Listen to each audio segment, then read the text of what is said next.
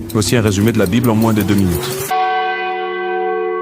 Au commencement, tout était parfait. Dieu créa le ciel, la terre, les animaux, et l'homme à son image. Genèse 1, verset 31 nous indique que Dieu vit tout ce qu'il avait fait, cela était très bon. L'homme et la femme vivaient dans la joie du paradis en amitié profonde avec leur Créateur. Mais cette harmonie fut brisée. Adam et Ève, séduits par le mensonge du serpent, choisirent leur volonté plutôt que celle de Dieu.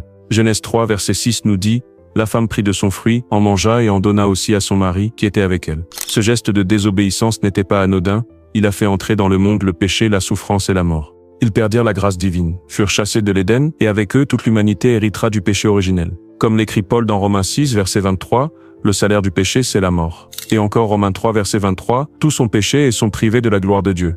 Mais Dieu ne nous a pas abandonnés pour autant. Dès la chute, une promesse éclate comme une lueur d'espoir, celle d'un sauveur. Ce sauveur, c'est Jésus-Christ, le Fils unique du Père. Jean 3, verset 16 le proclame, « Car Dieu a tant aimé le monde qu'il a donné son Fils unique, afin que quiconque croit en lui ne périsse pas, mais ait la vie éternelle. » Jésus a porté nos fautes jusqu'à la croix. Colossiens 2, verset 13-14 nous le rappelle. Il a effacé l'acte dont les ordonnances nous condamnaient. Il l'a cloué à la croix. Son sacrifice est infini, parfait, offert pour tous. Par sa mort et sa résurrection, il nous ouvre de nouveau la porte de la grâce, cette semence de vie éternelle. Mais pour en bénéficier, il faut répondre à son appel, se convertir, croire en lui, recevoir le baptême et vivre dans sa grâce jusqu'au bout. 2 Pierre 1 verset 4 dit « Vous devenez participants de la nature divine. » Oui, nous sommes appelés à bien plus qu'une simple rédemption, à la divinisation, à vivre pour toujours dans la lumière de Dieu.